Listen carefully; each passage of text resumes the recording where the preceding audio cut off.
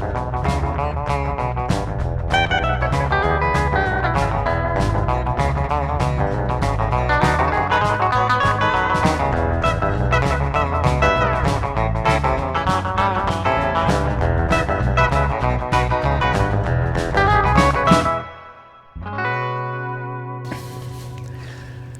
morning, everybody, and happy Easter to you all. Yes, it is Easter Sunday.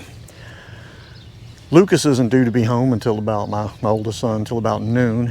It's about 9 o'clock right now in the morning. No wind, very overcast.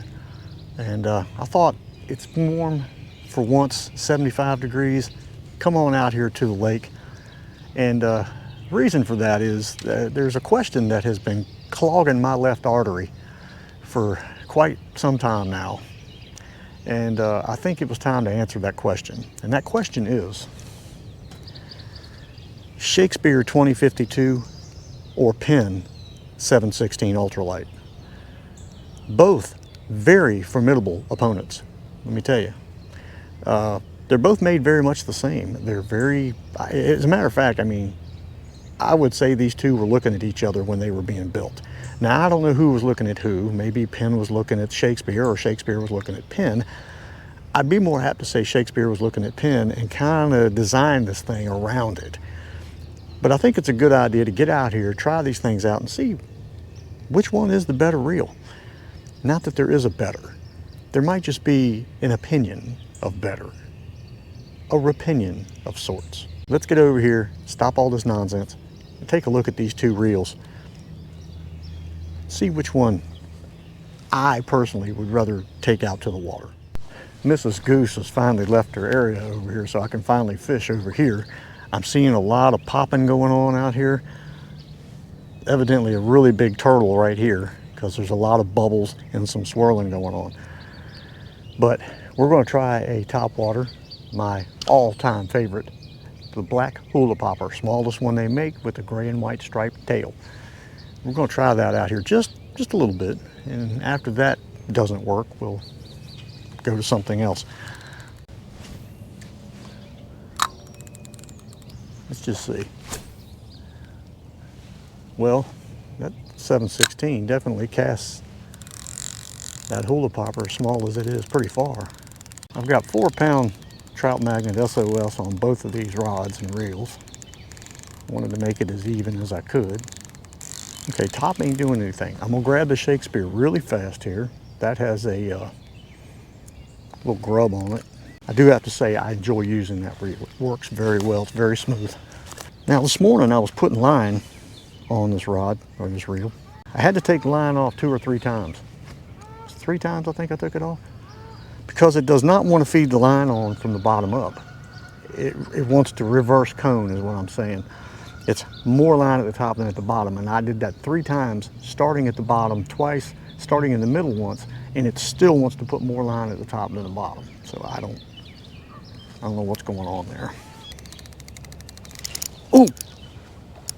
Yes, that's what we were talking about.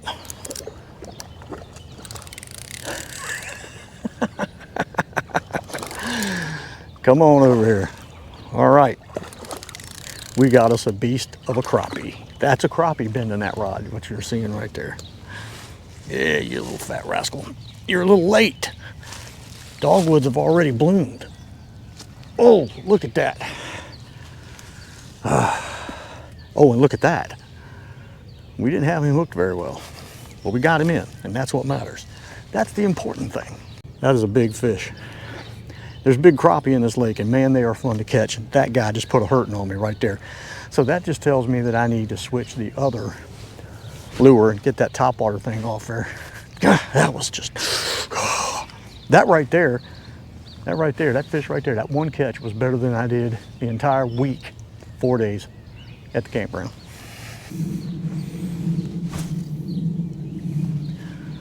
No snag after the catch, and that was a big fish, so if it would have done it, it would have done it right there. Also, I am using a lightning rod, or what do they call these things? Yeah, Berkeley lightning rod, that's right. It is the same length. I think this one's 6'8". Is this 6'8"? 6'6", okay. which is the same length as the crappie sticks that we're using for the Penn. Oh! Something hit like 6 foot from me there. Oh! Did it again. And I almost caught the camera in the process. Whatever that is, he is continually, there he goes. He hit it on the third time and I just had to hook him. It's just a small bass. Hey, get on off here. This reel also comes with the very convenient, if you don't like the size of the fish you're reeling in, you just press hard up here on the rod and it releases it. That's baloney. I guess y'all know that, right? I'm hoping y'all understand. I'm using a Yum bait that I get at Walmart. And it's funny that Walmart is the only place that carries this particular one that I've seen. It is a smoke with silver sparkle with a sea tail, and it's a little larger than most of the ones I usually use compared to the Charlie Brewers and stuff like that. Looks good coming through the water though. It's a very small bag of them, but you find them at Walmart. Now the only downfall to the Penn I'm seeing is that it does click when you retrieve. It's not loud though, not an obnoxious click. Oh, there we go. There we go. Yeah, we need to get it back over there and little bass. Get our bait changed. Oh, you're pulling my drag. Don't be a drag, fish. So, Shakespeare does it again. We're gonna have to, let me go back over there to the monkey. I'll put him back first and change some baits. Because that fish was caught where I've been fishing with the top water and nothing hit it. So, we go get the tackle bag. All right, we got the same little sea-tailed Yum smoke sparkle on here now with our ACC crappie stick and our Penn 716 ultralight. But one thing I am noticing, I'm using the same size jig, which is a 3/32 because I'm trying to get a little bit more distance. And I'm still using 4-pound SOS on both these reels. What I'm noticing is that the Penn casts further. Line comes off the spool a lot nicer than it does. I don't want to say a lot nicer, it's not a lot nicer, it's just different. But it comes off differently than Shakespeare. There we go. Yeah, I set the hook a little hard on that one. I won't playing around though. Oh, big crappie. Big crappie, cruising the edge over there. All right.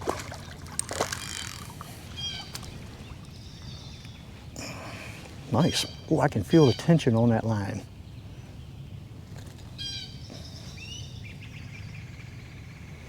Nice, another big crappie. And that was just as nice on this reel as it was the Shakespeare. Whew. What are we gonna find out here, people? What is the answer gonna be? Other than bug spray next time. I don't know if you're supposed to ask questions when you get to heaven, but my first question, I think, if I'm allowed to ask anything, will be mosquitoes, gnats, ticks, really, why? Horseflies, I don't get it. Why? Oh, there we go. That's a good fish right there.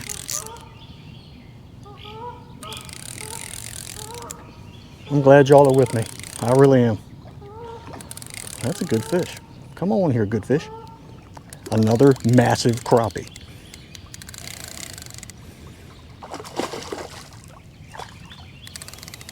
Big crappie. Hey, could you be a little bit nicer to my line? It's only 4 pounds. Oh, goodness gracious. That's stretching.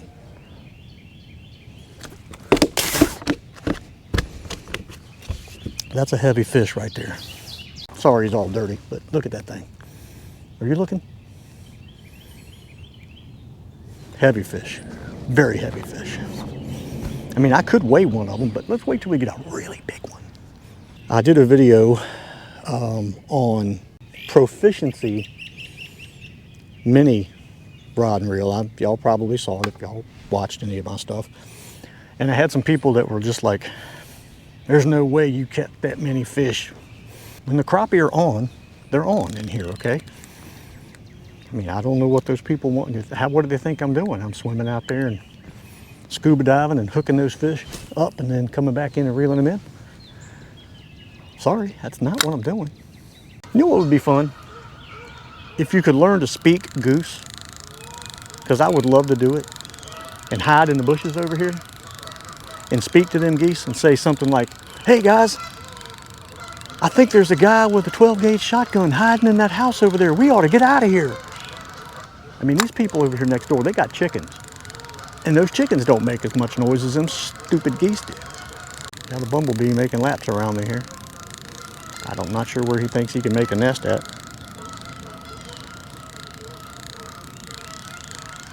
Well, go under the bench then if that's what you want. I just saved one of your kind the other day. He was jumping in the water, which he did jump in the water. Still saved him. Something blooping over here.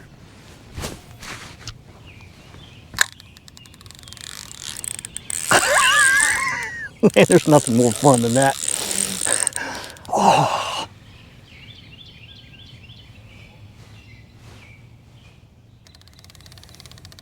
Oh, that was fast.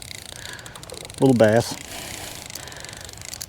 That was first cast and it was falling. I didn't even really get a chance to do anything with that. He must have just been standing there with his mouth open, I guess. Thank you, little guy. It does help me see things though. Like, for example, you know, how easily these reels both retrieve, how smooth they are with their bearing setup. Thanks, little guy. One thing I've noticed about the Shakespeare, it's kind of got like a little bit of a balance thing. It kind of does a little bit of a wobbly thing when you retrieve. I don't know if that's because it's off balance or it's made that way. Because if I'm not mistaken, the 2062 does the same thing. So maybe it's just the way it's made. But the Penn does not do that. So, just saying. Maybe some of y'all who had a 2052 or 62 noticed that same thing. I think the bail flips a lot easier on the 2062 than the Penn does. But it's still, they're easy, but this one's a little bit easier. The line is straightening itself out, I've noticed. It's starting to become more tubular shaped as opposed to the cone, the upside down pyramid I had going on earlier. So that line is getting itself on there, straightening itself up. That's cool. Because I put it on twice, 3 times, I can't remember now.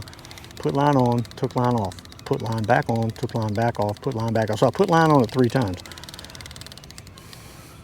Until it just kept doing the same thing, so I just, oh well. And that's over here too, just in case you're wondering. They're over here too. And I put it right over that limb. So I'm gonna let that fall. Maybe, just maybe, I'll catch something that might be able to yank it off of that limb. It's not gonna happen, but just maybe.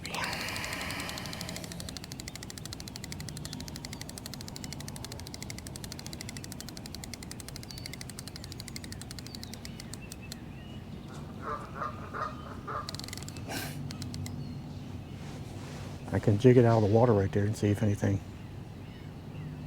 comes up and bashes it. Come on, Nat.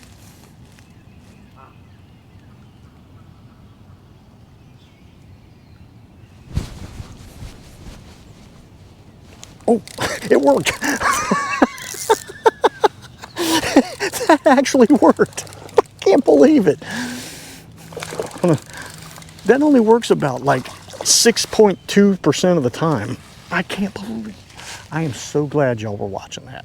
I am happy right because that never works. I mean, it does work obviously, but very seldom. Anyway, he's going back.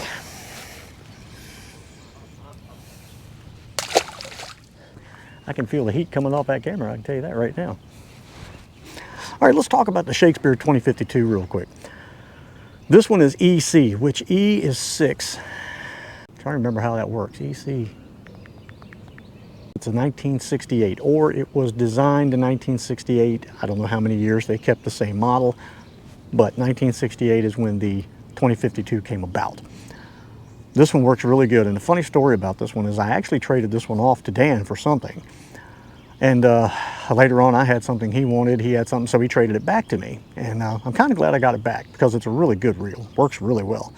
I bought some parts for this one. I think I bought a new drag cap and I bought a new spool for it.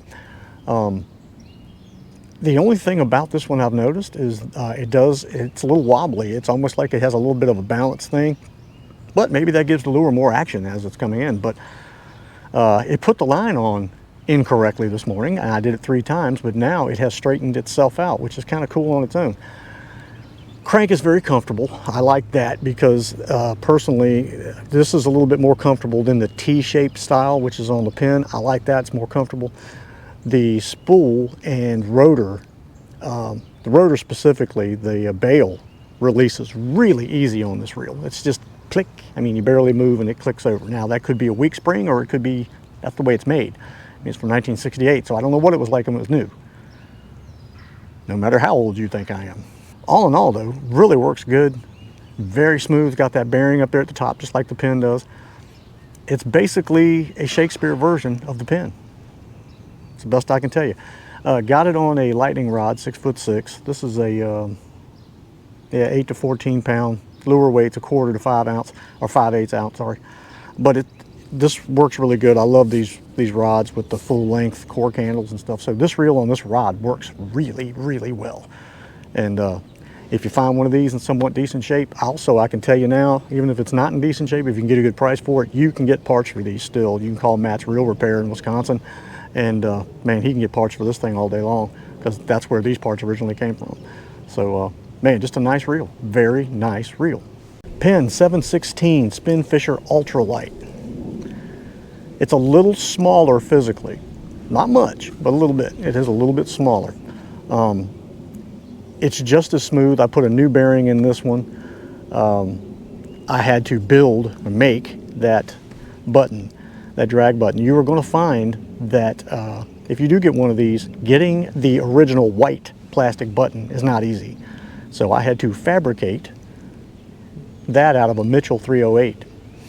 And I might have another 308 at the house. If I find another one of these that I can let go of and take that button off it too as well. But I love the green paint. I love the fact that it's a Penn. I mean, that's just crazy to me that it's a Penn, a little freshwater Penn reel. It's kind of cool.